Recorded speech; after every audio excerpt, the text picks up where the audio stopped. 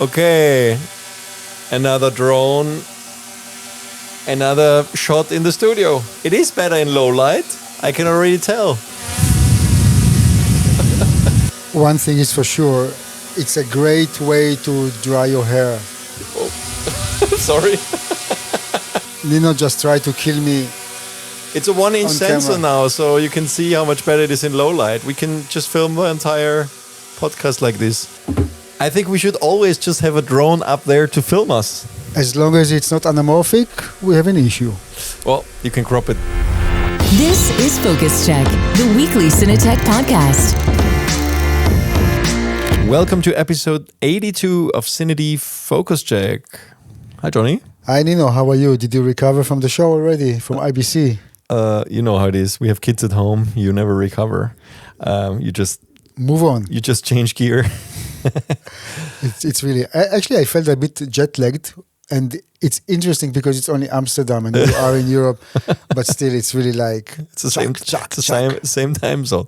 Okay. Yeah, so today we'll, dive into our impressions from the show. Specifically, we'll talk about the show in general and the feeling we got on the show floor. We'll talk about some specific things. We'll start out actually by talking about something that was not available at the show yet, which is this new drone, the Mini 5 Pro from DJI, which was just announced with a 1-inch sensor. So we'll start off with the new gear of the week, I would say.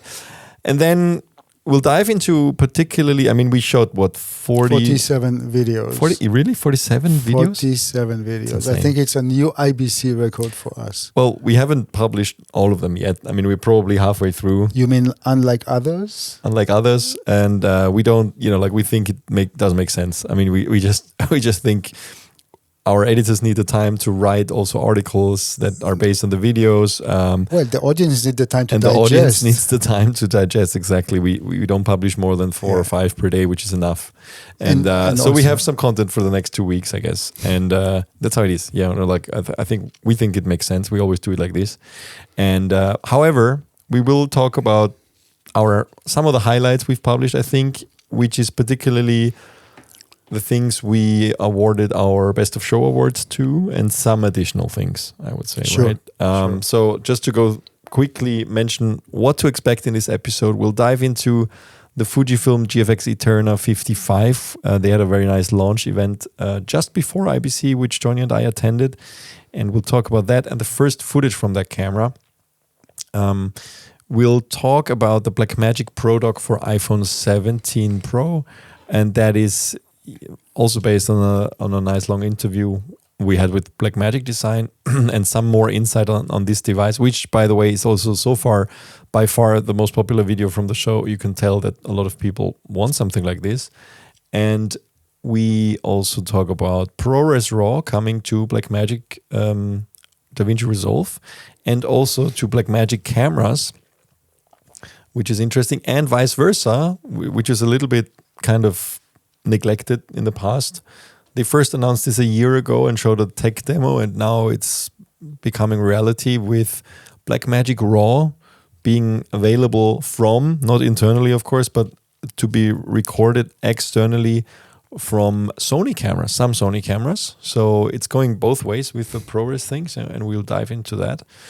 We'll talk again a little bit about the EOS C50 because you had the interview with Aaron from Canon with also some new insights. We'll talk about the Nikon ZR. We had a nice interview with our very own Francesco Andreola, Italian filmmaker who has been doing a lot of work with us in the past.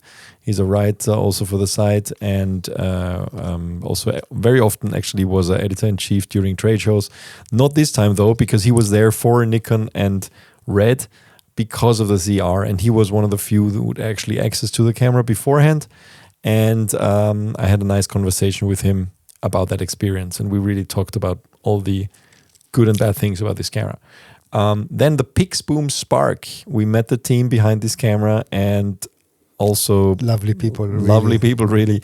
And I'll talk about our impressions and what to expect from that camera, which is actually now available for pre-order. I think. Yeah, I mean, Kickstarter. by the time that you see the podcast, it's already one day in Kickstarter. Yeah. The campaign starts on the 17th. Today is the 18th. Yeah. Yeah. Yes. Viltrox, very, very interesting. This is one of those, like sometimes you attend a show and you don't expect big things in a way, and then there's something that just kind of blows your mind, and that was the Viltrox NexusFocus PLE adapter, which makes literally every manual cine lens into an autofocus lens on E-mount, on a Sony camera. So we'll talk about that. Had a nice conversation with one of the guys who's actually an engineer behind it. Likewise, you had a nice conversation with KipperTie / LC-Tec with END to the masses with their new adapter, both of which, by the way, also got an award. We'll talk about the new Astera, what is it called? The SolaBulb. Yeah. SolaBulb. That is also, we gave them an award for the best, most innovative light. And one fun thing we saw at the show was the SmokeNinja Pro, a little smoke machine for really professional use cases with DMX control and stuff like that, from PMI Gear. And very, very cool thing that makes, smoke effects much more easy to control actually, and also make. And last but not least, the ASUS ProArt Display P827 USD monitor, which is really from Filmmakers. We'll wrap with that. But let's start with DJI. So they just announced... Let me just ask. Another day, another drone. There is something unique in this DJI. Another day, and I mean, it's really hard to keep track of all their lineup, right? What you can see as a general trend is always that they come up with a new sensor design at some point, and larger sensor for one drone, and you can already expect that they will try to give the same sensor into the lower end. We saw this before with the Air series. The old Air used to have the same small sensor that the Mini had, and now the new Air, the Air 3S, had got a 1-inch sensor. And now you have, basically, that's the big innovation here. You have this 250-gram drone, which of course should fly around some regulations. I'm explaining in a second why it should. And now it also has the 1-inch sensor. And that is significantly larger than before, which of course incredibly is much, much better in low light. Yeah, You're going to get an award from me for remembering all those names, I tell you. But let's I think with DJI in general, I had this conversation the other day anyway. It's so strange that you know those products. I mean, everybody knows when you say Ronin, you think about gimbal, right? And now they don't call their gimbals Ronin anymore. It's RS and so on, like the original Ronin and the Ronin 2 and then the Ronin S. And then at some point they dropped the Ronin and it was just RS2, RS3, RS4. And the same with the drones. These foldable drones, they all used to be called Mavic. And then at some point, except for the top models, there's no Mavic anymore. It's just Mini or Air. So you don't, even from the name, you don't even know anymore what is a drone and what is something else. So it's like... Great products. Names needs to be worked on. Yeah, and also the Osmo thing, right? What is Osmo? Osmo used to be the mobile phone gimbal, and then it became an action camera, and then it became... Yeah, they need a reset. It's a bit complicated. They have just too many products, and I think I understand the problem. You start with one naming convention, and then you build on it, and at some point internally it doesn't make sense anymore. But I just find it very confusing. Okay, highlights of this drone. Yeah, the 1-inch sensor is the big one here. The other one is, that it still manages to keep the weight. Now, the funny thing is the spec sheet actually says we still have to put this on a scale, to be honest, because the spec sheet says it's 249.9 grams, so just below 250. However, I have another document here which says 253 grams. The takeoff weight, and at least literally makes a difference, because there are a lot of markets where below 250 grams means you don't basically need a license for it, or you can fly in spaces which usually need permission.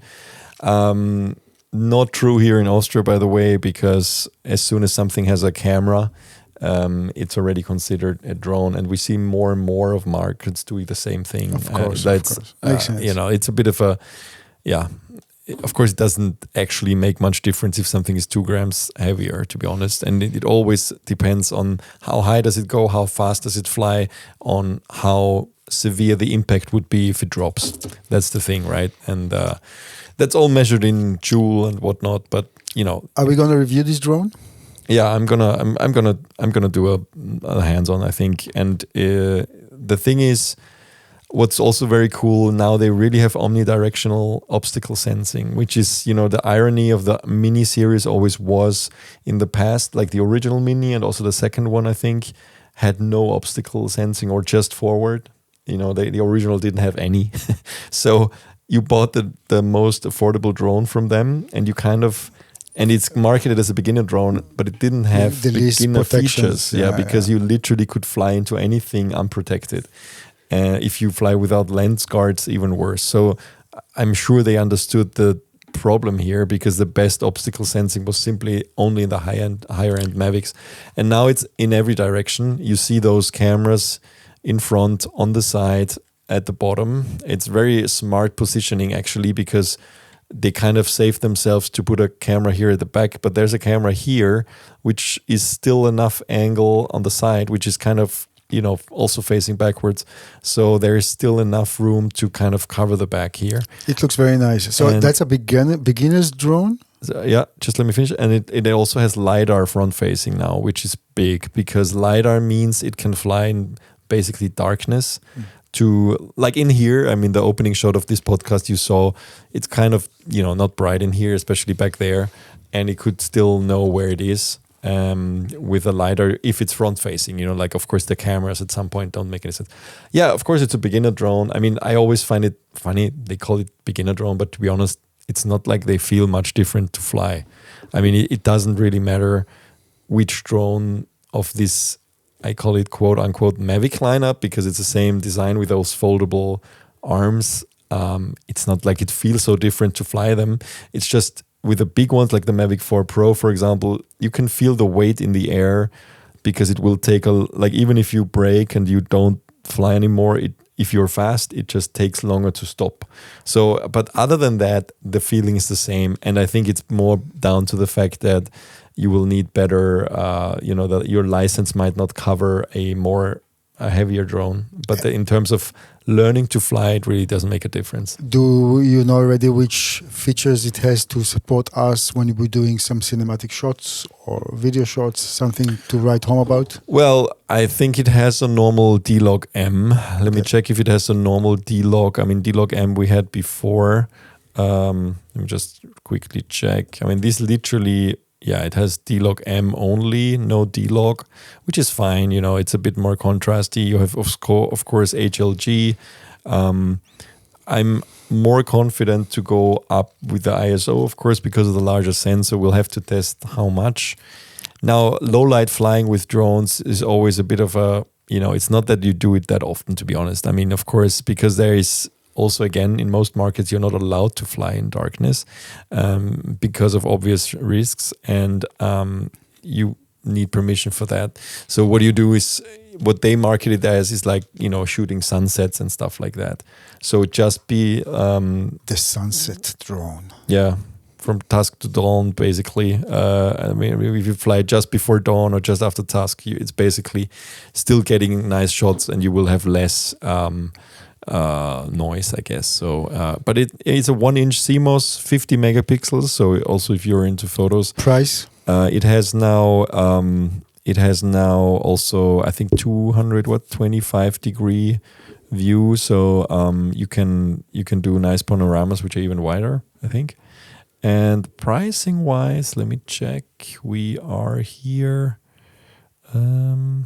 Just a second. I need to check the pricing. Yeah, so the basic drone is gonna be 799 euros. I don't have the dollar price here, or 689 pounds. It's quite similar to the predecessor, which is the 4 Mini 4 Pro. And the Fly More combo is 1,000 euros or 869 pounds. So it's not exactly, cheap, but it's in terms of those... I mean, don't forget, they also have a bunch of other beginner drones now. The Flip, which is very inexpensive, I think. And then also the Neo. And this used to be the beginner drone, but now it's kind of like Pro. I don't even know, like if there will ever be a Mini 4 without the Pro. I doubt it, because I don't see the point of it, because you also have the others already. Yeah. I'm very interested to see if the drone will find its way to for example, B&H shelves, or there will be again complete emptiness and undeclared, like DJI kind of moving away from the American market. We will see very soon. Yeah, But I don't good. know. We'll see. Good. Okay, I think it's quite. We have the information here, and we will try to support this with some beautiful images that I'm sure you're gonna capture. So soon. I mean, the front-facing lidar is a big thing, and lidars are expensive to make. That's why some car companies decided not to put them into their cars, even though they want to have autonomy. But it's good to have them because it literally makes the drone less dependent on the lighting conditions when it comes to safety. So this is a big deal, and the larger sensor for sure makes a huge difference here, also in terms of quality. So it's not so like if you are after image quality and don't really need the fast flying capabilities of an Air 3S, for example, which is of course more expensive. It's about twice the price, I think. Then you can literally look at this one. And also the smaller ones now are doing quite well in heavy winds. That's also a differentiation where it used to be difficult, but now, of course, they're not the same. But because if something is lighter, it just more easily gets blown away.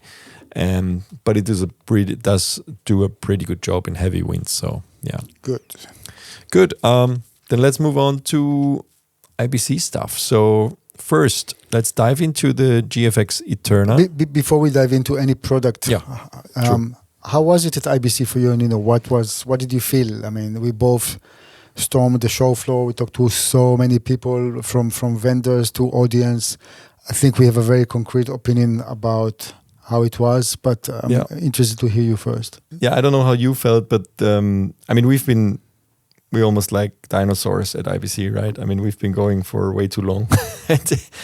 And we always say, that's the last one. Just jokingly. But I think my first one was around maybe 2009 or something, maybe 2008. Yours probably even earlier. Yeah. And so a lot of them. And it's always, I mean, since I went, at least it's always been in Amsterdam. I think it was somewhere else before. But the feeling of this show in general always was it's a bit more for distributors and dealers, because you had a lot of business people there. You saw the suits moving around most of the time, and not so much filmmakers, creators, as opposed to NAB. Well, even NAB is also the most similar one, but yes, NAB also had more creative people, I guess. But it's also a broadcast show, but especially, of course, CineGear and BSC and so on. However, this year, especially in the first 2 days, I felt like I saw a lot of young people, a lot of young creators, which felt completely different from the years before. And it also felt a lot busier than recently. It felt busier than NAB. Of course, NAB is much bigger because they show a lot of stuff that, is not in our focus. But in this whole production technology, I felt there were more interesting news with the recent camera announcements. And those news probably attracted a crowd that is kind of the target audience for these cameras that are in between, 2,000 and 5,000 euros. And how did you feel? I think in general, I kept thinking if those are the last happy days, like Pompeii happy days in some ways. We got a lot of insight talking to people saying, from one hand, the show looked really marvelous and so many happy faces and so many companies. But when you dive a little bit deeper, and I'm sorry to be here the kind of party pooper, and you hear about the real, where the industry is really, where the industry is bleeding. And I heard so many times, like from companies and company owners, hoping that they can still be here next year. I think one thing for sure is the dominance of Chinese companies is very evident. We're going to talk maybe about this a bit later. They are faster. They stopped copying. I mean, they are still copying from others, but they are also innovating now. The prices are much more competitive. Companies in the West are really suffering from that. They're simply not fast enough. And we will see where it's going to. I can only, we say, to be a prophet, you need to be full. But in some ways, I'm really, really wondering how this show is going to look like 3 to 5 years from now. If it's going to be still there, and if yes, if we will see mostly Chinese companies. And don't get me wrong, the Chinese companies are also cannibalizing each other. It's like, I think first they really try to fight each other, and by doing so, they're actually fighting some Western companies. So it's really a mixed emotion for me. In one hand, you can see a lot of new gear, a lot of smiling people, but when you talk, it takes like the time to talk to people, you see that there's still a lot of concern. And you know what? In this particular show, I hardly saw any AI stuff or any talks about AI. It was almost kind of abandoned. Strange, right? Yeah, and that's fine. That's okay. But on the other hand, and you saw a lot of innovation. But let's see. And again, I don't want to be the one who kind of bring like a bad news or a bad feeling to anything. But this is really my impression. I really enjoyed the show. It was very interesting. But let's see how it's going to be in the near future. Yeah, the AI thing was really only in the post-production hall. Very, very prominent. But I agree, it was much more dominant at NAB. And I think it's just a sign of dominance of these American tech giants in this field, because it, of course, was more prominent at NAB. And at IBC, I guess it was a little bit drowned out. Also, of course, I guess, that's just my guess, but because of the political situation in the world, I think more companies basically announced new products ahead of IBC. They just didn't want to do it at NAB. There was a big hesitancy to like that's why the show in general, NAB, we talked about it in the podcast after NAB. You only realized how much it shrank when you considered that this central hall that usually the production technology was in was closed, and that all the companies kind of had to move to different places. And so it didn't feel as empty, but literally if you think about the whole hall was gone and it wasn't missed, that's interesting. But back to IBC, I just want to give one concrete example. We all know Ari and we all love Ari. Ari was not there. And we met many people walking around, talked to them, and I think the consensus is that Ari has to recalculate its steps for the future. And we talked about quite a lot how it is to build a business based on really great cameras, sensors, codecs and everything, but cater only the higher end, which anyway is suffering. And I think many people that I met were trying to guess who will actually acquire Ari. In case that it comes to be on the shelf, but that's just a good example. That the higher market is suffering, lower market is still there, but how to try to balance it? Yeah, so that's one good example. Yeah, absolutely. I mean, we can dive into some of those examples more when we talk about some products, I think, because what we just said about the dominance of Chinese companies is quite evident with some of the things we cover. Yeah. Good. Let's start off when we really arrived at IBC the day before. Day zero, the day before it actually started. There was a nice event by FUJIFILM in the Amsterdam Film Museum, which is a beautiful building. So they hired or rented a part of that building and a big cinema in there to present footage from the GFX ETERNA. Now, before we talk about the footage, I think let's talk about your interview with who did you interview? Yeah, I interviewed John Blackwood from FUJIFILM, an extremely nice guy, very knowledgeable. And guys, of course, we will always go back in a way to the same questions about the rolling shutter and internal RAW, yes or no, because it is kind of labeled as a cinema camera, but on the other hand, it is missing some features that we are used to see in those type of cameras. But so I really want to move on and put this aside, meaning that camera doesn't have internal RAW. That's it. We have to accept it, and it can record RAW externally. If you don't like it, move on. And if you like it the way it is now with 422, ProRes recording, HQ recording, maybe that might be the camera for you. I think I just also want to mention, I mean, we understand why they introduced the camera the way they did, because they know, of course, people like us and many others are a bit spec focused, to be fair. Like we look at this and it's like, it doesn't have RAW. And then they didn't want people to only judge it by, what the specification, what the box can do. And that's why they put on this nice event. They hired specifically 2 filmmakers to shoot nice launch films, and a few more I think are coming out soon. And they were really, really beautiful films. I mean, you can tell by the look of those films, and we'll talk about them in a second, that it's shot with a different type of sensor, that it's a very large sensor, that, the typical look of a large format sensor can really only be achieved with a large sensor, the 4x3. I'm kind of moving on my chair because I think the same look can be achieved with a smaller sensor and faster lens, basically. That's how we are in this business of kind of a little bit fooling people when it comes to visuals, and we know how to do this. But the thing is, it is a very capable camera. It's a very nice one. We will put it through its paces late October. We're going to do a proper review of it, and not only just shoot beautiful images. That's going to be already a production camera.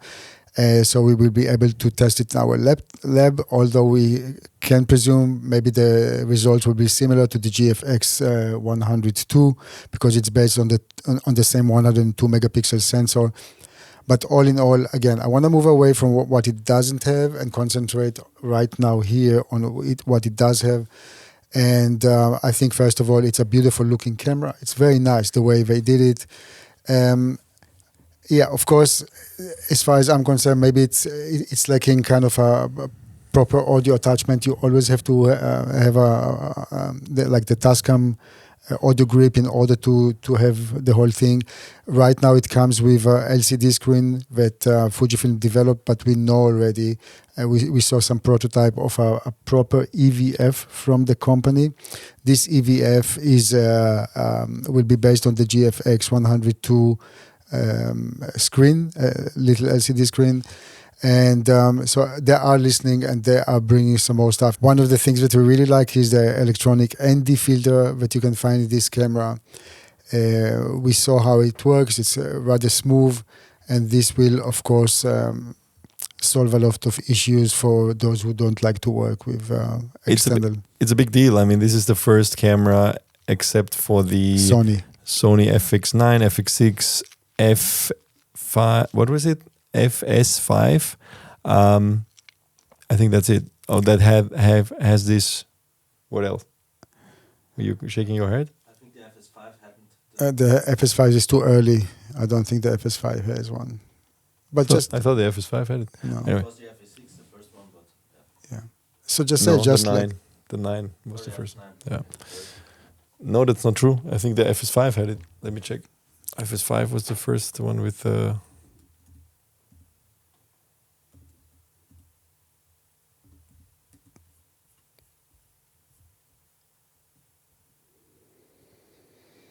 Yep. You're right? Yep. I was right. I think that's a big news, because so far only Sony had it originally with the FS5, then with the FS9, and later FS6. And that's it. I mean, there were no other camera manufacturers that had an electronic variable ND built in. And now we have the Fuji. And especially significant because, of course, this sensor is much bigger. So I think in the prototype, I like the way they implemented it. So this little wheel that is kind of up on the grip where you can change it. I think now in the prototype it wasn't smooth, so you still went through 1/15 of steps, but it's going to be smooth in the future too. Yeah, it's just great to have, of course. Yeah. And yeah, I mean, we can also move and talk a little bit about the images that we saw. Yeah. Anything else about the body that was new to you when you saw it the first time, like in the working? Working way? Not that I can think of. I still like the idea of swappable batteries, meaning there's always a small Fujifilm battery inside, so that for means hot that that's right. Hot swap. Yeah. Hot swap. You can change batteries on the go. I also like the new G-mount zoom lens that was introduced, and please forgive me if I don't remember the actual name, but this is like a $6,000 lens for large format sensor. It's not a Premista, but still, it again, it looks like, as Fujifilm understands that in order to have a successful system, of course, you have to support the cameras and the mount with additional lenses. Yeah, that's 32 to 90, and it's based on a photo design, I remember. Yeah, it's I think $6,000 is definitely a very competitive price for this type of sensor size, because of course the biggest challenge they have with this mount is just to have enough lenses that cover the entire sensor. Exactly. Yeah.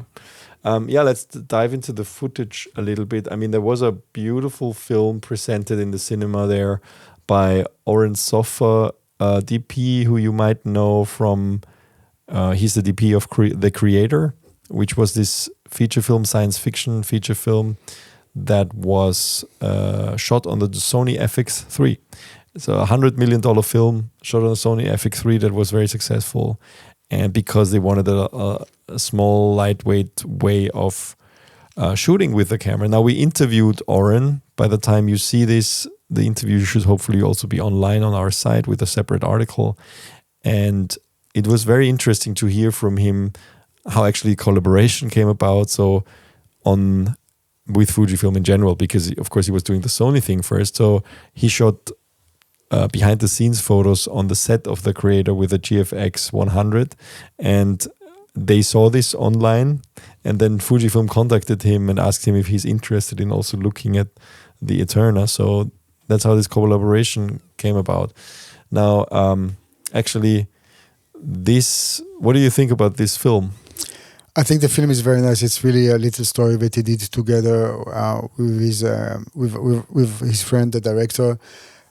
What I really like here is actually, from the visual aspect, is this kind of merging two aspect ratios, the open gate 4:3 and some anamorphic shots. In the article itself with Oren, we will go and talk more about his decision, but I think I'm kind of seeing here a developing trend of shooting stuff in open gate in general.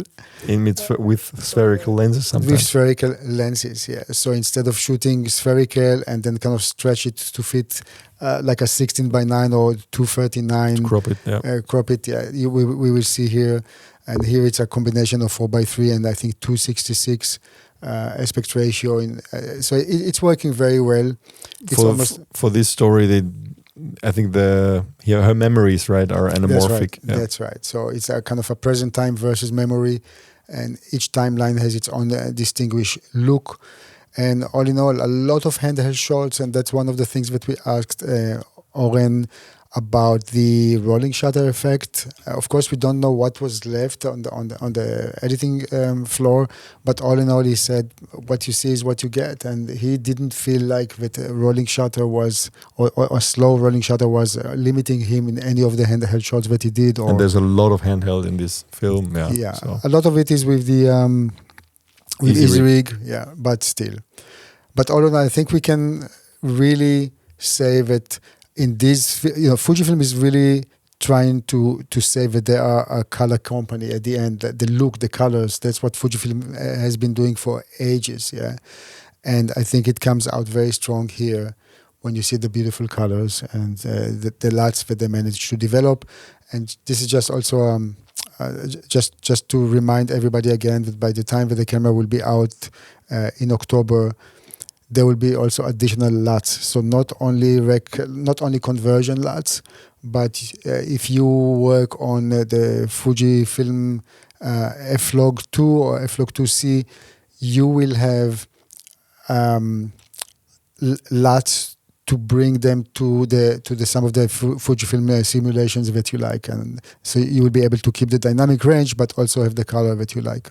Yeah, it's going to be interesting how this camera will go. I mean, they're clearly targeting a higher end. We talked about pricing last week, and well, $16,000 maybe is too low for a rental house to have. Like it's not like a 50,000 camera, so it makes sense to stock it.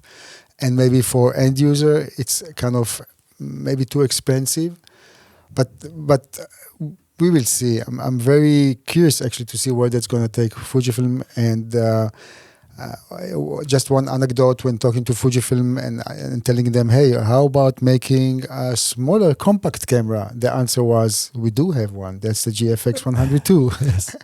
So yeah. Yeah, I mean, of course, the price bracket, if you use this on a feature film, makes it quite easy to have a second camera as a B camera, even if it's the GFX 102, or maybe even a second one of this camera. I mean, we have become so spoiled. I mean, we're complaining about this price, but honestly, I mean, like, people will have lapped this up a few years ago, and we are only talking about this price because, of course, there's been another few cameras that were announced around the same time with pricing that have different target groups, I think. So, but yeah, I mean, this is unique in a way that it's the only or one of the very few cameras that has a sensor of this size, which is actually made for filmmaking, right? This camera. So yeah, that's images are beautiful. There was also a second film shot by James Tonkin that's also out on the Fujifilm channel, which was as beautiful as yes. this one, and really his team, the DOP and the team did a great job. Yes, but we just had a chance to talk to Oren. But in general, it's great. I think that they focused on the footage first, not the reviews in this case, and I think it's a smart move. Good. Let's move on to some more stuff from IBC, and the next one I want to talk about is the Blackmagic ProDock for iPhone 17. Now, we reported about this right after Apple's keynote, like last week, where Apple kind of announced it and showed that Blackmagic Design is coming out with this unique accessory that's really only made for the iPhone 17 Pro. And what does it do? It kind of gives you gen lock, it gives you time code, it gives you HDMI out, it gives you 3 USB ports, 2 of which are USB 3.2, and it gives you DC in to power the whole thing, and audio mini jack in and out. And it only works with the latest iPhone Pro, but gives you all those professional connections. Now, there were a couple of insights in this interview which uncovered things that we didn't know for sure before. For example, you really need to power it through DC in order to use it, because if you don't do that, it will drain the phone battery in no time. The thing doesn't have a battery built in, so that's why it's really not made to use on the go. I mean, you can, but you will have to kind of combine it. You have to power it through a V-mount battery or whatever through the DC in. But it's really made for a studio setup with the iPhone. Yeah. And the funny thing is that they only literally had one unit and the Blackmagic booth, because all the others Apple still had. This was recorded, I think, 3 days after the Apple keynote aired. So Apple had all of them, and they didn't have it on display. Like, you couldn't actually try it out, right? Because they didn't have iPhone 17 Pros yet. But yeah, so we could only talk about it, what it does, and yeah, I think it's going to be interesting how this will be used. I mean, it's just a bit of a sign of things to come, because of course it really means that you can incorporate iPhones now with other cameras. If you have timecode sync, you can just literally use that as an additional camera in a setup if you want to, and just have that. It's going to be integrated like at the beginning, it's only going to work with Blackmagic Camera app, and I think Apple's own Final Cut camera app. So it's not going to be available in terms of like its capabilities for other apps. So that, as far as I understood, maybe this will be opened up later. But yeah, that's kind of limited a little bit, of course. And yeah, in general, of course, the USB ports are useful because you can now just attach a SSD and still have access to, get additionally HDMI out, because this means you can, of course, connect a big monitor. Any word about the resolution here? You can really... It's HD. HD?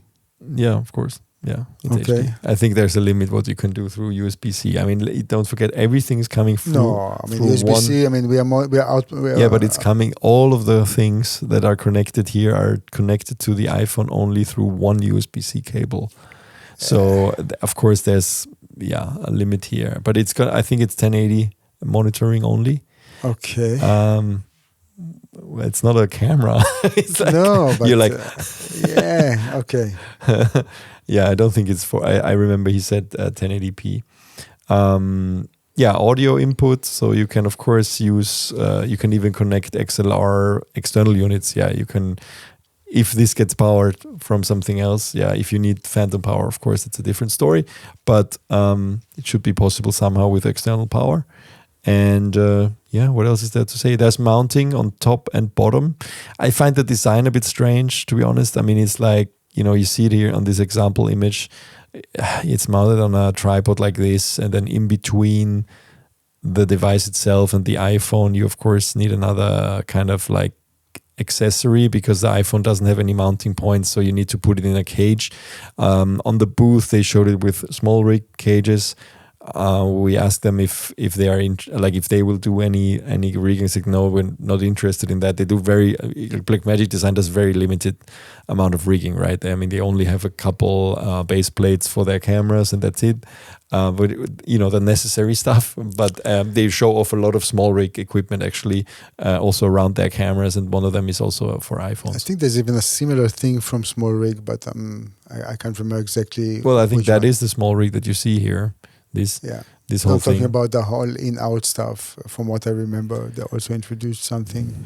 Well, this needs, yes, but all those capabilities are dependent on software that goes through APIs that Apple needs to give you, kind of. So it's not like anybody can make this. And that also kind of leads me to the next topic, which is... Just one thing. It's on one hand, I think every company in the industry must look into the future with phone filmmaking equipment and devices, because obviously that's where it's heading to. We can't ignore it. Yeah. On the other hand, when you look at this, that's already becoming, the form factor is much bigger, and then you say, why shouldn't I buy just a mirrorless? So it's funny how, on one hand, it's all about filming with mobile phones, but if you want to make it more flexible, you're really moving into the territory of mirrorless cameras. Yeah, what's interesting, what I want to point out, the information we got from Blackmagic Design was that it's only working with iPhone 17 Pro. Somebody pointed out on YouTube that because right now you can only order it through Apple on their store page, not even Blackmagic. And the compatibility list also includes iPhone 15 Pro, 15 Pro Max, 16 Pro, and 16 Pro Max, which is interesting. So essentially all the newer iPhones which have the faster USB-C port, which is great. I did actually plug it into my iPhone 16 Pro Max while I was there, but it didn't have the external power. The lights actually lit up. But Craig, I think, also didn't know at that time that it really is compatible. So apology for that, because somebody already calling us out for a bad review. Well, first of all, it's not a review, it's an interview. And second of all, we just work with the information we get. It's really annoying when people do that. Anyway,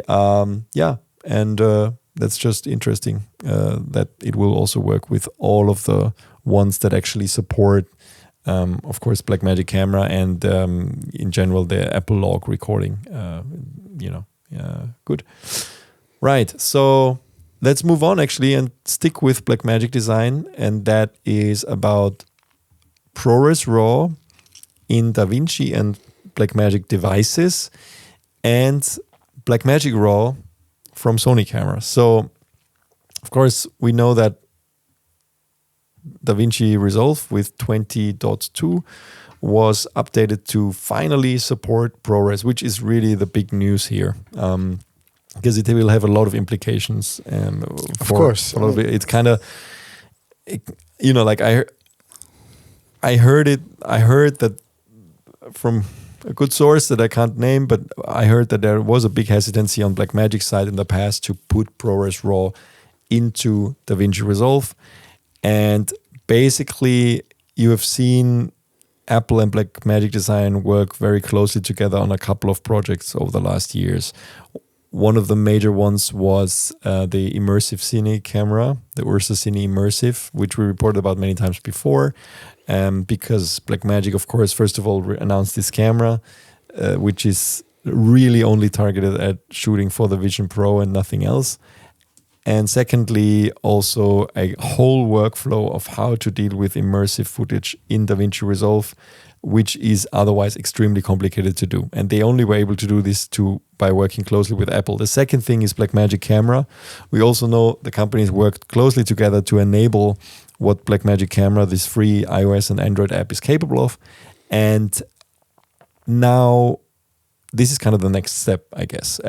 I'm just guessing here, but it seems like Apple, I asked Craig this in the interview too, it seemed like at some point they were like, well, why don't we actually support Apple's RAW codec in Blackmagic Design Resolve, in DaVinci Resolve? And now it happened. So yeah, that's great. It's really freedom for so many people who want to work regardless to which system they're editing.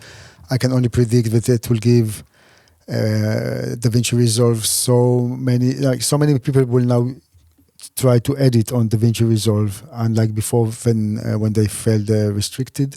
Yeah. So that's really a win-win situation for everybody. For Apple, that means that their codec is even more widely spread, and for Blackmagic Design, so many more people will try Resolve. I think also historically there was, because of the founders, there was a bit of a rivalry between Atomos and Blackmagic Design. And now that we have a different CEO in Atomos, they might also have a stake in the whole ProRes RAW thing. Things are different. So it's great to see this. And it is not only coming to DaVinci Resolve. The big news here is also the Blackmagic Pocket Cinema Camera 4K is getting ProRes RAW internal recording. Yeah, it's an older camera, but it really has to do with the sensor type.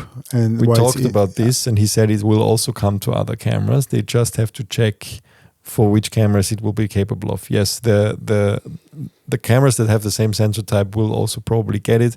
They just still have to look into whether it's possible for newer cameras as well. But there doesn't seem to be, they didn't pick an older camera simply because not as many people are using it. It's actually, they picked it because it has the biggest user base. This has been the most successful large sensor camera that Blackmagic has ever made, and there's a huge user base that use it. Okay. And that's why they're putting it in first because it's in this easier camera to implement it, but it might be both. But he said it's because of this huge user base. So yeah, but the other thing is, and we mentioned this too, last year, if you remember, we did a video about Blackmagic RAW external recording from Sony cameras. Mm-hmm. And this was teased at the time. It was shown with an FX9 through SDI. And then we haven't heard from this anymore. There was no update. People have been asking about this. This year, they showed it again, but with the FX3 and FX6. So basically, they moved away from SDI. They also moved away, unfortunately, from my beloved FX9, because it's, of course, now a discontinued camera. Thanks, Sony, for the lack of love you give this camera. But long story short, so they're developing it for the FX3, FX30 probably, and FX6. And yeah, there's going to be an update to those cameras at some point where you can externally record Blackmagic RAW to the Blackmagic Video Assist 12G monitors. It's only going to be the 12G monitors. Great. So, yeah. So it's funny how this whole RAW ecosystem is now opening up. and kind of at some point it might not make a difference anymore which codec you use, except for quality considerations, whatever. There's a lot of discussions in the comments on both the article but also on the video on YouTube if you want to dive into this. I'm not a codec specialist here, but wherever the debayering happens, or what is real RAW, not real RAW. We're not going to go into these discussions, but if you're interested in that, just dive in. Yeah. Let's move on to the Canon EOS C50 interview that you did with Aaron from Canon UK. Yeah, so just a quick recap. We already tested this camera. Personally, I really liked it. I highlighted what I'm missing, which was EVF and IBIS. But this camera has an internal digital image stabilization, and I really tried to understand from Aaron the choice, why it's like this. And of course, Aaron is an extremely nice, capable person. He's coming from the marketing side, meaning he will justify why to use it. But of course, some of his reasons are valid. It doesn't mean that I have to agree with everything, especially if I like to work in open gate and for example, anamorphic lenses, I will still suffer because I cannot implement or activate the digital image stabilization system. But Aaron explained in a very nice way why, with the digital image stabilization, like let's working on 3 axis plus 2 axis of some lenses from Canon, you get this 5 axis altogether. Of course, in the trade-off is like roughly of 10% crop when you're doing this. But I really want you guys to look at this interview, with Aaron, and then see if those are valid reasons or not. But he's a very much advocate of the digital image stabilization. What this conversation made me think that we should really once and for all try to make a comparison between IBIS, like in-body image stabilization, and digital one. Maybe even with Canon cameras, just to put one and one, or maybe competitors, doesn't matter. Shoot the same thing, try the same focal length. Absolutely. And once and for all, try to identify the strength and weaknesses of each system, because nobody's doing it perfectly, which is understandable.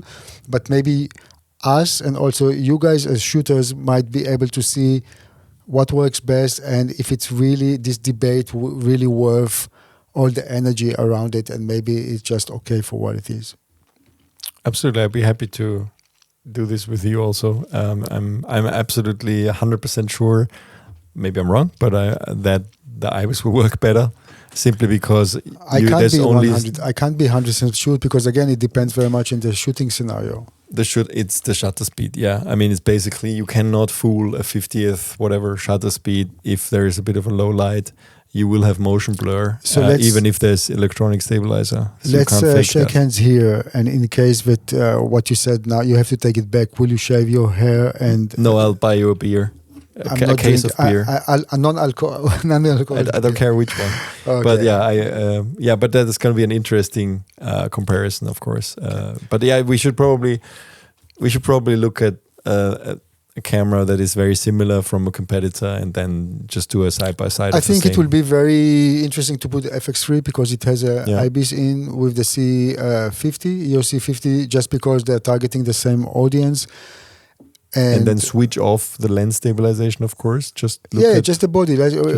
Although again, this is. We can do body only. Although I think when Canon is developing such a system, they're looking at the overall performance. We can do both. We can do one with the same. We use the kind of equivalent lenses from Canon and Sony. Sure. And then one time we switch the lens stabilization on and off. Yeah. Good idea. Yeah. So if we don't do it soon, just call us up. Yeah. We will start to work on this. And one more thing that Aaron highlighted, I also mentioned it in my review.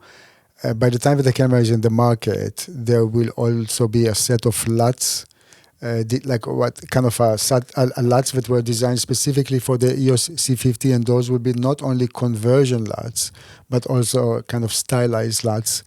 And I'm really looking forward to see those, because I think there's kind of a consensus that we love Canon colors, And when you work with Canon log files, flat picture profiles, and you want to add colors, maybe those will be very nice to use. And I can only presume that those will be for free. So I'm very curious to see what they will come up with. All right. Let's move on to the big competitor of the Canon when it comes to also the, what was new at the show, which was, of course, the Nikon ZR or ZR. So, sorry, just one thing we forgot. We did award the EOS C50 as one of our best of show. Yes. And they got an award, the same as Nikon.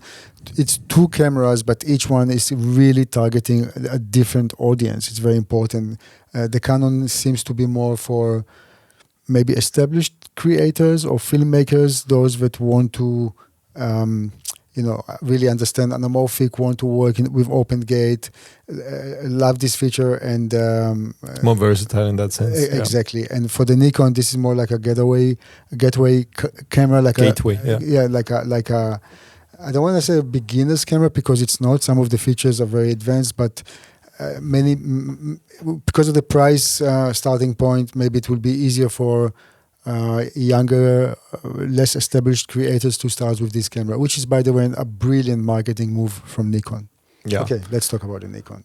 Yeah, so like you said, we see this as a gateway camera, and we actually decided to talk to somebody who has worked with a camera, which, as I mentioned in the beginning, happens to be our dear friend Francesco Andreola, who is a writer for CineD and editor-in-chief sometimes, and he was not there as in his CineD capacity. He was there invited by Nikon Italy because he was able to shoot one of their intro films. So he had access to the camera, I think only for 1 or 2 days, very short.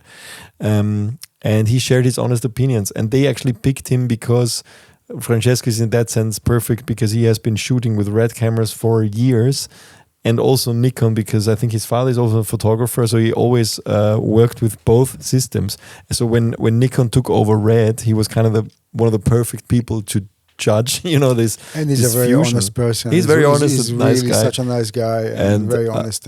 Exactly. And so we really, in a longer conversation with him, about 20 minutes long, we dived into his experiences with the camera.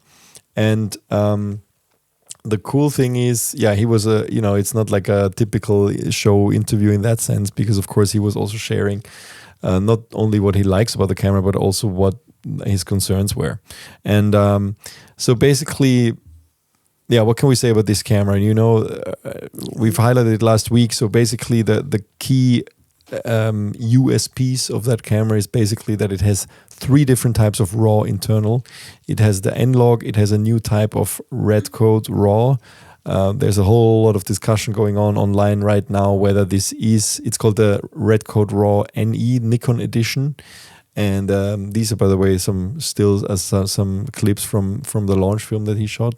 And there's a lot of discussion online if it's a real red code RAW, whatever, or if it's just a rebranded, repackaged N-Log.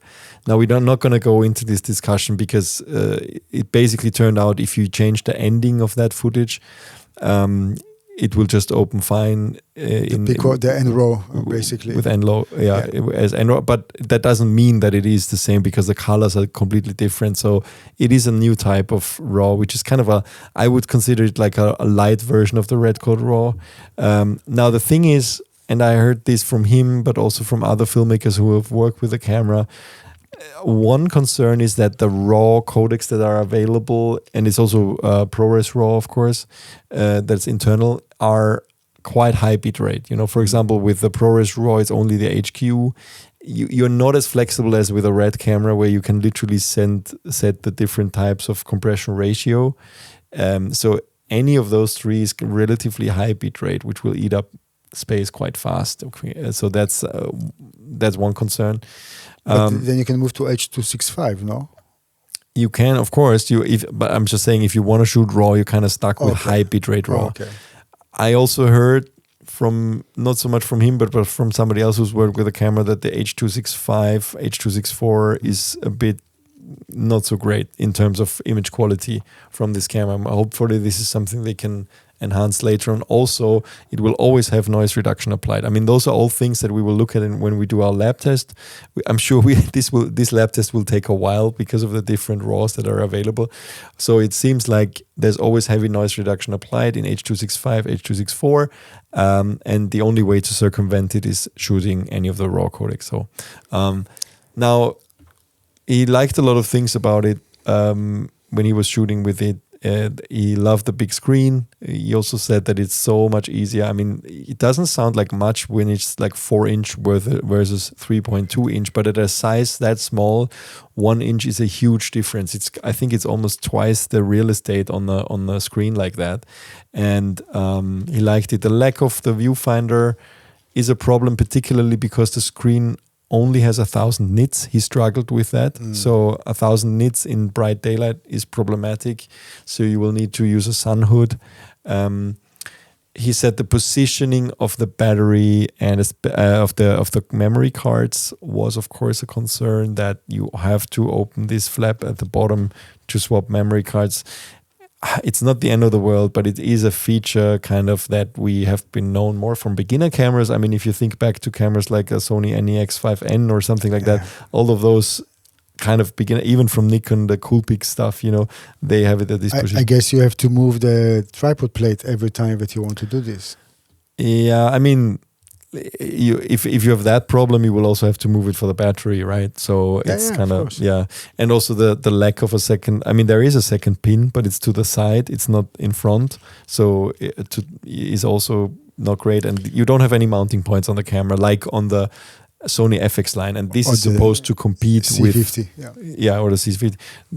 This is supposed to compete with those cameras, right? So in general, he feels that the grip is too small. I mean, for very thin. So if you have average or larger hands, it's a bit too small.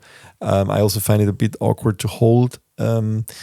But I mean, it's very much complaining at a high level here because it's a $2,200 camera. It's a $2,200 camera. I mean, here we see another concern, which is the positioning of the ports, especially when you are moving the flip screen to the side. It will literally cover the ports.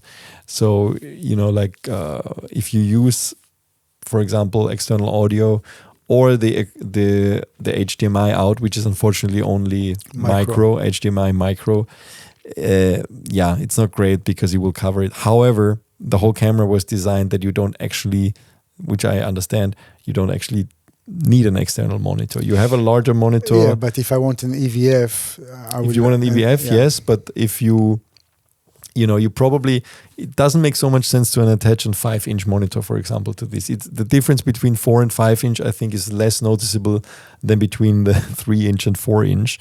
I think you can work with this monitor if you are working with a monitor. And then also because you're recording internally, because of RAW, you don't need an external recorder. So all compromises, of course, that were made to keep the size of the body down, both the positioning of the memory cards as well as the micro HDMI. Did Francesco have any overheating issues? Because like all other Nikon cameras, there is no cooling fan. None whatsoever. And everybody we talked to, including Francesco, were amazed how the camera didn't even get hot. So we don't know how, but it seems to have no fan. Yeah, no fan. It is not so far. I mean, he again only had 1 or 2 days with the camera, so the experience is also limited. But he did not have any overheating issues whatsoever. Yeah. So we already have a full hands-on review of Francesco on our site in case you are interested. And of course, we will do in written form. In a written form, and we will do another review which is a bit more visual. Probably we will do a mini documentary and some commentary just to see how the camera works for us. And I'm very much looking forward. I mean, this is we briefly mentioned the marketing thing here. First of all, in all honesty, this RAW or that RAW or this ending or not ending, at the end, we will see how the footage looks. Yeah. And if the footage looked nice, I think that's already a big plus. That's one thing. The second thing will be, I think it's a brilliant move from Nikon to try to capture like the guys who are just entering doing Absolutely. cinema and so on, because that's what they will know. And eventually, with such a flexible mount system like the Z mount, that means that they literally they can use any other lens that they have and just buy the adapter. There's literally no limitation. No limitation. I think Anyone. that's the most flexible one in the market. And then they probably gonna be Nikon users. Yeah. So this is something to encourage every camera manufacturer out there to try to find the right balance between features and price and size, and try not to intimidate users, but to try to catch them at a point where they either want to be or wannabes. You know what I mean? It's like they really genuinely want to learn, or they just want to look like and say, hey, look, I have a Nikon-RED camera. It doesn't matter, but it's a very, very smart move. Yeah, we mentioned it last week when we first talked about this camera. This is literally the camera that will put Sony. Nothing will put Sony under more pressure than this camera. We can also because see of the flexibility with the E-mount adapting. That's right, and we can also see it in our backhand because B&H is a vendor that we are affiliated with, and we can in real time see how when cameras are being announced and the pre-orders are open, we can literally see if those are popular or not, and we can tell you it's popular. It's a very popular camera. Yeah. So many pre-orders.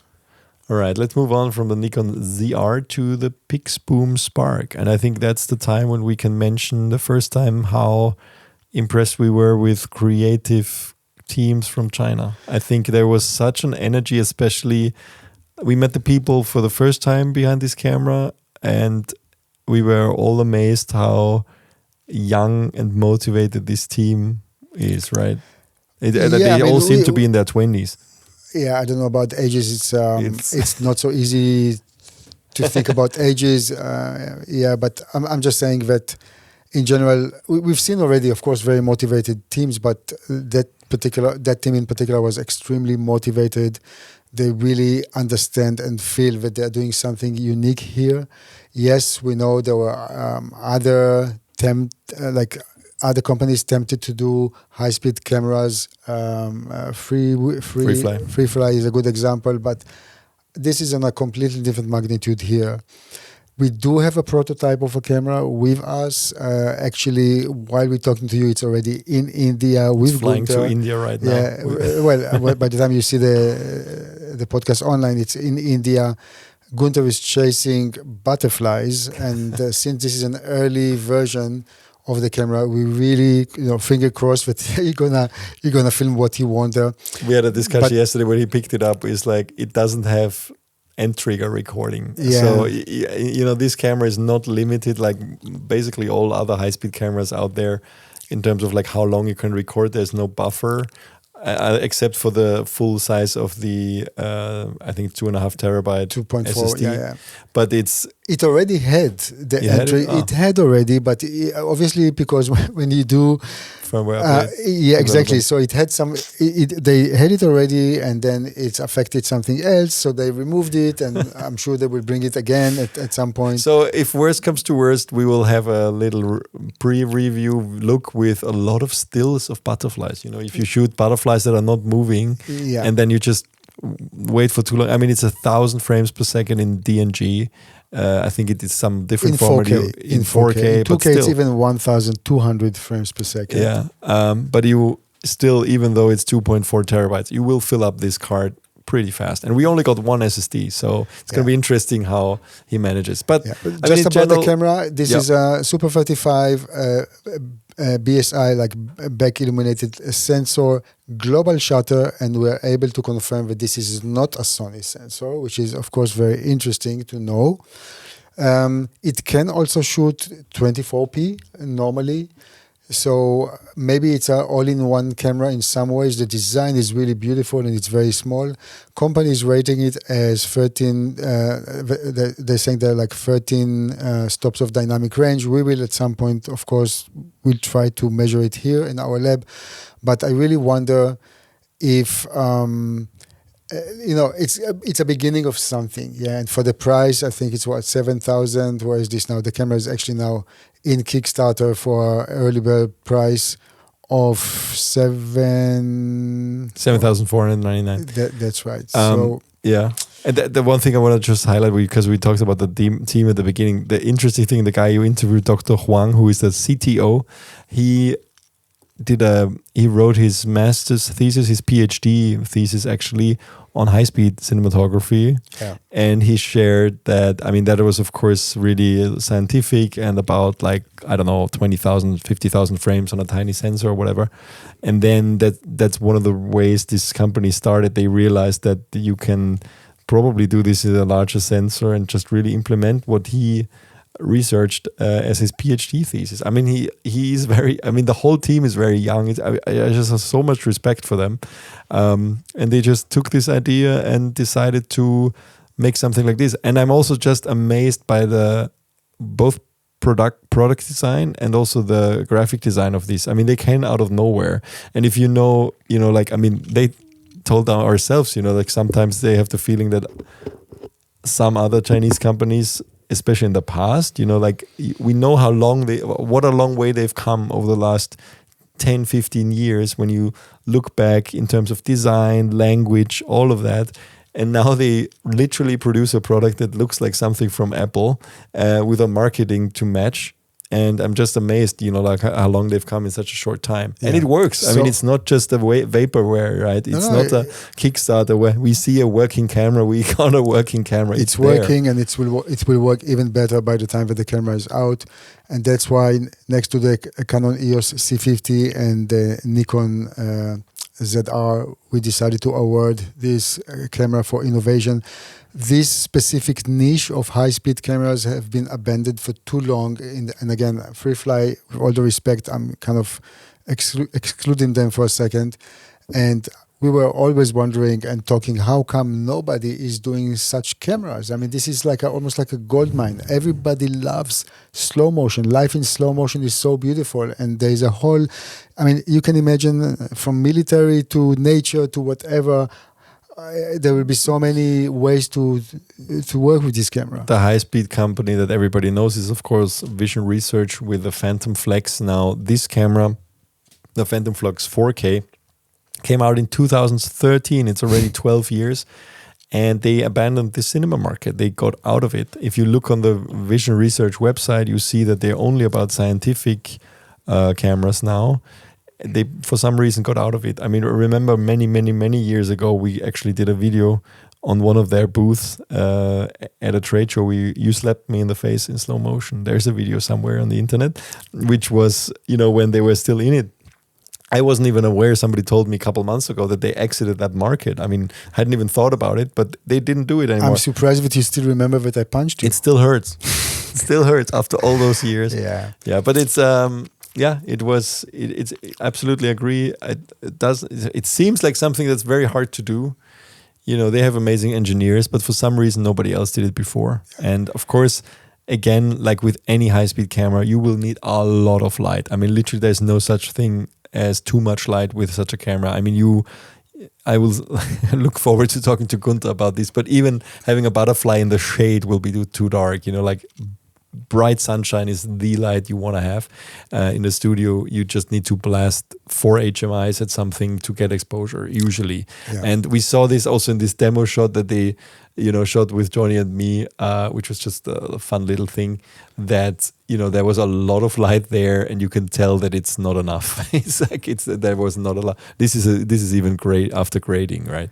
So yeah. It's a cinema DNG. But last thing to the exposure thing. What is important to notice when it comes to light, it's a back illuminated sensor, which is unique for high-speed cameras because this type of sensor has, as far as we know, never been used for a high-speed camera, a dedicated high-speed camera. And what it means is you get over one stop more exposure, which is huge. It's because exposure, of course, is exponential. It's twice. You need half the amount of light than you need for the same thing if you shoot with a Phantom Flex, for example. And that's significant. That really is makes things much easier. Yeah. So just about the camera design, the camera will come with 2 mount options. They have their own dedicated mount, and then on that you can choose either E mount or PL mount. And if you look at the images that we are showing here of the camera, it has mounting points. Even the V mount, for the V mount battery it's kind of molded into the body. So it's really made with a lot of thinking, how to reduce the peripheral equipment that, I mean, you can have a cage, but it will be very easy to mount stuff on it directly and keep the camera itself very lightweight. Very well done, very nice design, 2 colors. I wish there was pink too, but very nice. They will. I mean, I'm convinced they will not be able to make enough of them in terms of how many pre-orders they're gonna get. Let's and see. I can already see this camera will really democratize high-speed filmmaking, which means if you have a camera, I mean, the normal price will be like $13,000, but assuming a lot of people will buy it for less than $10,000, this camera on bigger shoots, this will just be, it will just be in your kit, right? It's not going to be, I mean, still, you need to know how to operate, you know, a high-speed camera and so on, but you can just bring it along. It's that kind of price level, which means that if you're on a commercial or whatever, something that has a bit of a budget, you know, what will the rental price be of this? It's probably going to be a few hundred per day. So it's just going to be part of the kit, and you will see high-speed shots in almost every production in the future. I can tell you that I've seen a lot of familiar faces from accessory manufacturers. The interest is huge, and of course, when you have something which is a success, everybody wants to be part of this success. Yeah. But very, how do you say, chapeau for this team. Yeah. And if you want to see more demo footage on their website, I mean, there's a lot that they already posted. They also, I saw, have a nice little community that they opened on the website where you can take part in discussing and asking questions, which is quite nice at this point in time already. So they already do a good job, all the marketing and kind of staying in touch with backers and building community. And there's even, I think they even reshare footage that was shot by early creators and so on. So it's very, very nice. We wish them best of luck. And we'll see the footage that we get from India, from Gunther. And when it's back, maybe we can also do something short here. Okay, before we have to send it back. So, good. Let's move on to Viltrox. So there's 2 adapter news, which were kind of exciting. Adapters always sound boring, but this is anything but boring. So remember Tilta announcing something, 2 weeks ago, which was only like a fancy video, where they teased kind of the same thing. So basically an adapter that makes every manual lens an autofocus lens, not using LiDAR. The only way we've seen this so far was with LiDAR, for example, DJI Focus Pro or PD Movie. But of course the Focus Pro everybody's using this right now. And this is now working differently. This actually uses the autofocus capability, like a face detection of the camera. So you can use all the autofocus settings. In this case, the product will be called, and it's still what they showed is a prototype. I wouldn't say an early prototype. It was already working really well. It's called the Viltrox NexusFocus PLE adapter. And it will work on basically, he said, on every Sony camera that has autofocus with E-mount. It taps into the E-mount protocol, so it gets information from the camera and from the sensor, basically. From the sensor through the camera, and transmits that information. It kind of converts it internally to information that can be read by a focus motor, which is also a Viltrox branded motor, and it will just literally make every. I mean, it works so well. I'm still amazed how well it works. Like you can do touch autofocus, all the things you expect from an autofocus lens. That will be so great for so many anamorphic lenses to work with this. They demonstrated it with their own anamorphic lenses. They also demonstrated it with Nisi lenses. There are lens profiles already, hundreds of them in the adapter.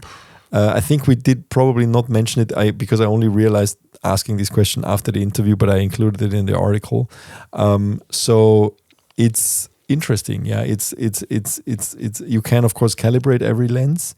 But there are there's like a huge database of lenses already in there, and they're working on getting access to more lenses. So basically pre-configuring all those lenses, because of course the measurements need to, you can even change the aperture on the lens. You can change the aperture Nice. through the camera like on an electronic lens because there's two motors. So yeah. One question, because when, for example, when I was working in the past with the PD movie device, which is based on LiDAR, what I didn't like that I had to keep my subject always in the middle, basically. Every time, there was no way. That's not the case. It just works with. It literally is like the built-in autofocus because it just gets. So can I move the everything, my fan to the side and just everything? Wow. It's just it's face detection. You tap on the face and it locks the face, and it's like it's a Sony autofocus lens. It's insane. Very nice. It works so well. They haven't announced pricing or availability yet, but he already said it's going to be affordable. And I mean, I told him they could stop making any other product and just sell this because everybody will want this. Is that for Sony cameras only, or they are working on other mounts too? For now, it's for Sony only, although he talked about that they are looking into Z-mount, Z-mount, and maybe RF, but of course, they need to cooperate with the manufacturer, so they kind of need to give them access. And we know that they're, at least in terms of, from the Canon side, there are also no RF full-frame lenses that are for RF mount from third parties. So there might be hesitation on Canon's part. How about L-mount?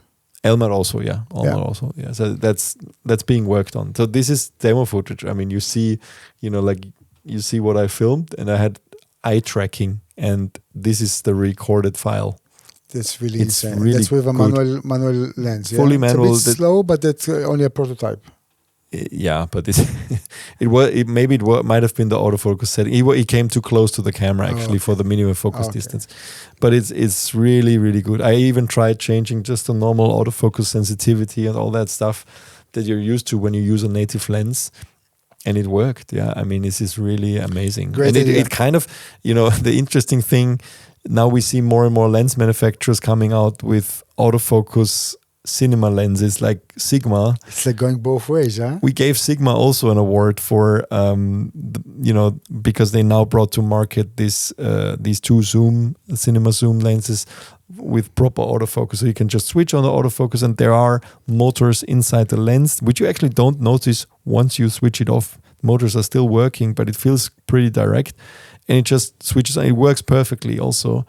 However, if you have something like this, you don't need it anymore because you can literally use any lens. Yeah. Do we know the core differences between this one and the Tilta system? Because I can't remember by heart. Tilta is not out yet, and they don't even have a demo yet. So you know how it is. Like what you said in the beginning, you see Chinese companies compete with each other, and you never know what happened. Maybe they heard that Viltrox will show something like this, and then they decided to also kind of say that they're working on something like this. Yeah, it's very hard to say. Okay. But it's good that, of course, as always, that there is competition. So we'll see when the Tilta system comes out how it is, different from this one. But I can just say, usually when you see a prototype, it doesn't, it has its problems and so on. This one worked really well. And he showed it with, he kind of re-rigged the camera with this lens just for our interview because they were already breaking down the booth. This was towards the end of the show. And before that, we saw it on an anamorphic lens. It worked just the same. It was quite easy for him to set it up and get it ready. Of Is course, it small enough? Because of course, when I work with any set, I really try to keep the size so small. You see it here. It's literally just a mount that maybe is a little bit bigger than a normal mount, but minimally, and a motor and cables between them. The cables that they have there are still third-party cables. I'm sure they will find, I asked him actually, a nicer way of cabling it, but that's it. It's quite small, yes. Okay. And I think important will just be the capability of changing lenses quickly with those preset things that are saved, and that seems to be the case. So very nice work, and that's probably the biggest innovation we've seen at the show, to be honest. You can see it here actually. I'm switching between the different lenses, and it actually shows you exactly, the focal lengths and the T-stops of those lenses. Yeah. Okay. Very nice. And actually, you also had an interview about a interesting adapter, and that is the LC-Tec KipperTie. Actually, it's a KipperTie adapter with LC-Tec technology. Yeah. So first of all, I would like to apologize if I came out a little bit too maybe rude in this interview. That was not the intention. I saw some. You did? I didn't think so, but I saw some people commenting about this dude who is interviewing. And again, I want to apologize if I came out too rude. That was not the intention. I do get a little bit emotional about stuff that I like, and if it's priced a bit too high, I probably will talk about it. Yeah, I liked your question. Why is the price so high? Exactly, because why is the price so high? How much is it? I can't remember by heart, but it's high. It's almost like 800 or something. It's 1,000, over 1,000 for an E and D. That's right. So in this price, you can almost buy a Nikon camera. Yeah, but anyway, so this is a project developed together with LC-Tec and KipperTie. Before even talking about this, I want to make a clear statement here. And, at 2026, like next year, we're going to see already cameras with internal ND filter. What do you mean? We have cameras with internal? No, mirrorless cameras. Like we're always talking about, we want smaller cameras. I'm not talking now about the FX6 and the new GFX ETERNA 55. We will see finally cameras with internal ND filters. Nice. Yeah. So LC-Tec has been in the market for years, and we always liked what they did. And apparently, together with KipperTie, they managed to, literally create two products. One is electronic ND filter, very small, that goes into literally slide into an adapter, and it has a small battery, and this battery will last for about 6 hours. But of course, maybe you're not really using it all the time. I don't know, but all in all, it will allows you to have the ND filter kind of built in. Yeah, that's a very nice way to do this. And they're also working on a matte box. So the whole thing. But you can remove it if you need clear, right? Yeah, you will be able to move it. But I think it just opens such a huge possibility here. Also for different products we discussed in general, also behind closed doors, if that can be implemented in different ways. But to talk about this specific product, it's a great innovation. It's a very nice cooperation between the companies. And without being rude, I want to say that it's too expensive. What about the matte box thing? The matte box, there is no price yet. But you didn't talk about a matte box. Yeah. No, I'm just so there will be also with the same principle, just a much larger piece of equipment, a piece of glass. Basically, the matte box will also have an internal battery, and you will be able to dial in the matte box itself, like in front of the camera, the strength of the ND filter that you actually want. Nice. Yeah, so this also got our Best of Show award from the obvious reasons that finally, and I'm very happy for the LC-Tec people, finally there is a product. I mean, they did something before with Tilta, but that seemed to be a bit of a niche, and I'm not even sure. Well, the Mirage is used quite a bit. We saw it actually used on adolescents.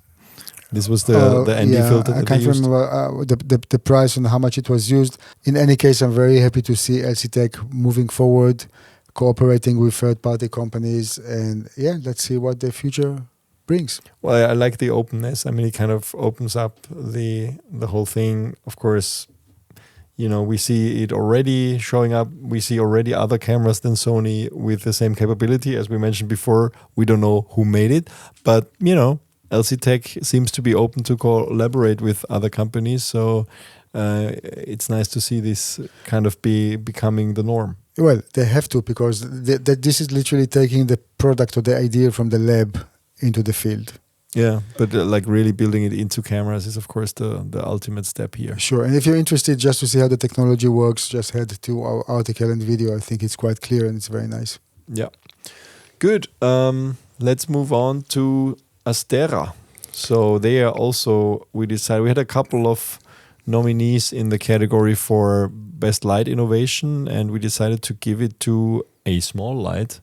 I would almost say a kind of practical light that is not a practical light, what looks like a practical light from Astera. Yeah, well, that's a SolaBulb, and we talked to Ben, always very friendly, knowledgeable person, the product manager. And what really caught my imagination here is, first of all, how easy it is to use a Fresnel bulb, basically. It's like making it so accessible. The idea is really great, and also the price is right. And you can either use it, you can use it with like battery powered. I think we have to explain what it is. So it's a Fresnel built into the bulb. That's actually. right. Yeah. So you can actually change the focus beam of the light without using an additional Fresnel attachment or modifier. So is it an RGB light? Yes, it is an RGB light, and just because we mentioned the Fresnel lens, the beam, you can play with the beam between 15 to 50 degrees, which makes it very nice. And of course, it can be used for so many applications, basically, as depending on your set. But the Fresnel, you need to physically move it, right? You need to physically move, but it's extremely easy. Mm-hmm. And it builds in such a way that you can also feel where you are when you're twisting it.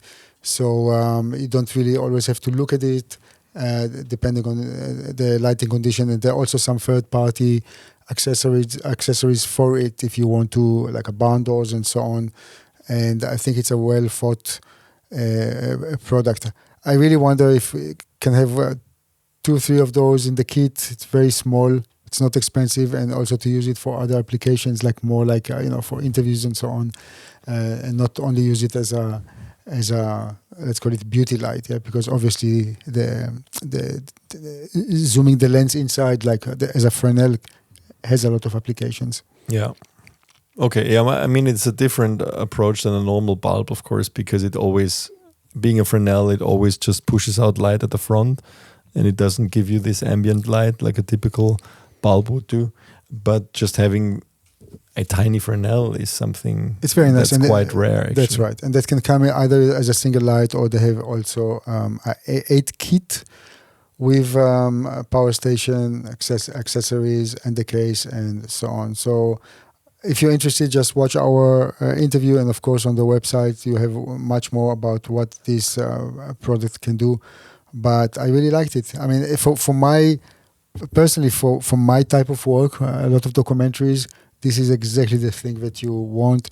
And I will not even. Sometimes you can even change the light on location and have something like this. And if you have a nice for a better background, it like to highlight something specific. Yeah, it's very easy.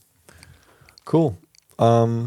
Another unusual product that we covered was the SmokeNinja Pro, a fog machine by PMI Gear, which really has some feature that I haven't. I mean, I'm not a fog machine expert. I mean, who is? But I haven't seen these things. I mean, we've seen their gear for the last couple of years coming out with very small smoke machines. I think we also did a review in the past of one of them, and but this one takes it to the next level, because basically it's a small. They call it a SmokeNinja Pro because it has connectivity, so you can combine several of those together and then operate kind of get it blowing steam by just pressing the button of one of them. You can put them together and make one big smoke machine out of 3, for example, but you can also take them apart, which is pretty cool. Wow, so it looks very cool. So you can, if you have them separate, I mean, it's here in the video, and then you can trigger also on the second and the third one. Why is that important? Well, anybody who's ever worked with smoke machines on a set knows, because I used to hire the ones at event, companies, and usually you get these big ones that blow out a lot of fog. And the problem usually is not that you don't have enough, it's usually too much. I mean, it blows out fog, and then in the beginning it looks cool, but within 2 minutes or 5 minutes, the room is full of fog, and then it's too much, and it takes ages to get rid of it, because most of those machines are actually made for event stages, but there are specific ones, of course, for filmmaking, and these ones are the smallest ones in the market. Now, if you have 3 of them, for example, you can just connect them wirelessly and control all 3 of them at once. So, for example, you would put them in different corners of your room, and just trigger them at the same time, and then you have an even distribution of the fog without having to kind of make sure that it's kind of like moving along. Very smart. That's one thing, and the other thing, it's also like DMX controllable. You can combine, I don't know how many, a lot of them through a DMX controller, and then really just fade in and out. So for example, you can, like if you, I don't even know if that's the gaffer who would do this or if it's a costume. Smoke guy. They even have a smoke vest. I mean, he's showing like a vest with built-in smoke, which seems to be something that's used a lot on fashion shoots, like on the runway stuff, on fashion shoots. They had cosplay players here on the booth to kind of demonstrate what it looks like, because so far, if you needed your clothes to start steaming, there was always the costume department that had to make custom stuff, and now they have this vest which actually allows you to have that built-in. We have to try to team this company with Pixboom. Can you imagine this in slow motion in 1,800 frames per second in 2K? It will look beautiful. It's very interesting. How the guys about the also has pricing? another example of very motivated young team behind a product that's just fun. They even have a way to make bubbles. Like it can. He demonstrated making bubbles with it, and then they should market it as the first toy to a filmmaker and a son or daughter. Exactly. Because I'm That's sure literally what everybody- I told him. Like, I want one, but not for filming, just to give to my 4-year-old because he's gonna have so much fun with it. Yeah. But yeah, it's really cool, and seems to be very, very flexible and mobile. Of course, works with batteries and stuff like that. So very easy to use, and really with professional features, the whole network capability to kind of have it somewhere on set, and just imagine repeating shots and not having to run there, press buttons and then hope that the amount of smoke is enough. You can really fine tune it and trigger it remotely, and it's really cool. Yeah, so that's the SmokeNinja Pro. Anything about pricing and availability? Good question. I don't know off the top of my head, but yeah, it's already there. $200 That's for all? the one unit on B&H. Yeah. Okay. Wow. That's. I mean, there's kits, like if you want, like the kit with 3 is like 700. Yeah, but that's nice. And if you want the bubble nozzle, you need a separate nozzle, and the smoke vest, like they are separate. They are $300. Yeah. I need to find out. I need to come up with an excuse while we need to review this. It's really fun. I can imagine for Christmas you bring your son. Yeah. Exactly. Okay, let's move on to the last one we're going to cover today, which is also, I mean, by the way, the PMI gear, we didn't give a show award. Maybe we should have. But this is the one we awarded was ASUS for the ProArt Display OLED PA27 USD, which is a dedicated filmmaking monitor. Yeah. I'm always laughing that when you put stuff on ASUS ProArt monitors, it looks as if you shot a bestseller. It always looks very nice. But this in particular, we thought that it's a 27-inch monitor, OLED monitor, and for $2,100 US. Let me just confirm the price again. It's insane. You get an OLED. $2,200. You get nice. You get a monitor like this, like a production monitor like That's this right. for $2,000 with OLED. Yeah. That's right. It's 1,200 nit. Of course, it's support HLG and so on. It's a 10-bit monitor. Comes with Thunderbolt 4, USB-C, HDMI, display port. And I think what really impressed me personally when I saw this is literally the picture that I saw on it. It just looks, the size and the pictures are simply perfect. And that's one of the reasons that we decided to award it. So it can be used as a grading monitor? Yeah, the Delta E is, again, according to ASUS, it's less than 1. And of course, the lower the number here, it's better. But this is something to continue and look at. What I really like in this specific one, it has a auto calibration function. They literally integrated it. You don't need an external one. Really? It was not working because it's an early prototype. The monitor itself will be available only at 2026, but there is like a little thing that opens and kind of looking at the monitor itself in order to calibrate it. And that's another, of course you can still calibrate with an external third party, but all in all I think it's like a nice package, Cohesive. Yeah. and not that expensive if you're looking for a production monitor. Nice. I'm sure we will have more IBC stuff to still talk about next week, because by the time we publish the next one, there's going to be a lot more videos online. Sure, but do you want to mention also the Sigma? Because the Sigma lens, we just touched it briefly, but because it got our show award, if you want to just elaborate, you made the interview. Yeah, we mentioned it briefly when talking about the Viltrox autofocus adapter. But yeah, we decided to give Sigma also a Best of Show award for their autofocus cine zooms. Now it's not the first time that we've seen lens/camera companies do autofocus cine lenses. Somebody came up to me and said, well, actually, hasn't Sony also done this with their servo zooms and so on in the past? Yes, but honestly, the Sigma lens quality is better than it's those. It's also faster than the Sony faster one. And it's much faster than the Sony.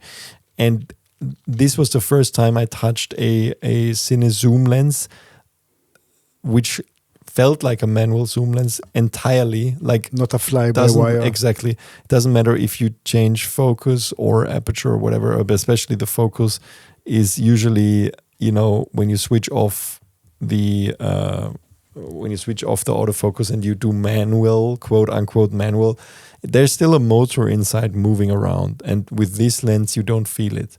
It's literally... So it's one lens or two lenses? It's two lenses. 28 to 45.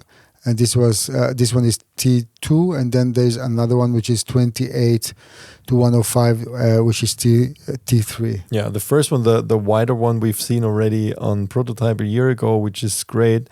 The newer one is, of course, more of a kind of go anywhere lens. It's slower, and also you have the front element is protruding from the lens when you zoom in. That's the only real downside here. Other than that, it really, both of them are really finished like cinema lenses in terms of they feel like manual lenses, but they have this added ability to do autofocus, which is great. The way the autofocus is implemented in these lenses is quite smart. So when you switch autofocus on, of course, it will just start where you are with a manual focus, like where you left off with a manual focus. Once you are disabling it, it will move back. The motor will move the focus position back to where the manual ring is set. Nice.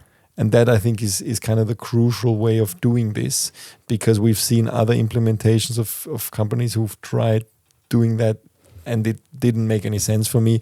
Either you didn't have hard stops, or actually also with the original Sony lens, I think it was the 28-105 that I think originally shipped with the FS7, if I'm not mistaken, as a kit lens. It was a bit funky. Sometimes it just simply didn't work. And I think the Sigma implementation is technically simply better. That's why we were impressed by it. Yeah. So that it will come in two mounts, E and L. The 2845 T2 is already available for $3,400 and the 28105 T3 full frame, both are full frame lenses, will be available early 2026, and there is no price yet. Yeah. One thing I think that should come in the future, I was hoping that maybe they didn't even think about this, but of course the fact that you have to actually pull a physical switch on the lens means that you cannot really remotely activate this. But just imagine having a focus puller with... happen. You need this physical clutch. But imagine the ability on professional shoots to, if let's say there's a full set of those lenses, also primes, to have the ability from a wireless focus unit, a hand unit, to switch this on and off. So, for example, a focus puller could simply give this. How that can happen? You need the physical action in order to just a disengage remote, the clutch. a remote. Well, no clutch. That's the thing. Like if it's a non-physical button and something that's it can be an electronic button because the lens has electronics anyway, and then it can just remotely be triggered if you use a whatever. Just on professional shoots, I think it would be useful because there are occasions when like even as the best focus puller in the world. If you pull focus on a 200 mil at T2, somebody walking towards the lens, it's almost impossible to pull focus. Yeah. So it would make sense to have it for these occasions. And the same actually is true for the Viltrox adapter. Like the Viltrox adapter could also integrate with a wireless focus unit, like a hand unit. To kind of be able to enable and disable it. I'm just thinking ahead here. I think it would make a lot of sense, and it's kind of a focus assist, and it would completely obliterate, things like a focus bug and all those things that are really widely used on pro sets now. So yeah. Okay, then let's just mention the last two. We also awarded. We don't have a video here because we did the video at some other point or reported about them before. Manfrotto 1. There's a video that I did at Build Expo. We can link it in the show notes. Very nice idea for a tripod. It's like a hybrid, between photo and video. It's very easy to move between the two. We thought that's the best innovation in terms of tripods this year that I've seen or that we've seen, and that's why we gave them Best of Show award. And last but not least, also the Saramonic TC Neo Kit, and this is literally a time code unit generator. And of course, there are some others in the market that we know, but this particular one we really liked how it's very neat, it's clean, it comes in a charging box. So it's very. I think that's the main advantage is the charging box, if I'm not mistaken. And price performance is better than the competition, the established competition in the market. So there are now options from Ambient, Tentacle, and Tentacle Sync, and what's the other one? Deity, and now Saramonic. So more choice in the market for those time code generators. Better for everybody. Yes, so that's kind of in the audio category, and that's it in terms of Best of Show awards for IBC 2025. And next week we'll probably cover some other stuff that was announced during IBC. This was, I'm sorry to say, a very long episode. If you're still listening to this, you win $1,000. No, I'm joking, but it's Anyway, it was a long episode. There was a lot to talk about. Thanks for watching. Tune in next week to hear more of what we saw and probably some other new stuff that happened in the meantime. And thanks for listening. Thanks for subscribing to our podcast on your favorite podcasting platform and YouTube. And please send us an email to podcast@cined.com if you have any questions or concerns. And see you next time. Thank you. Bye.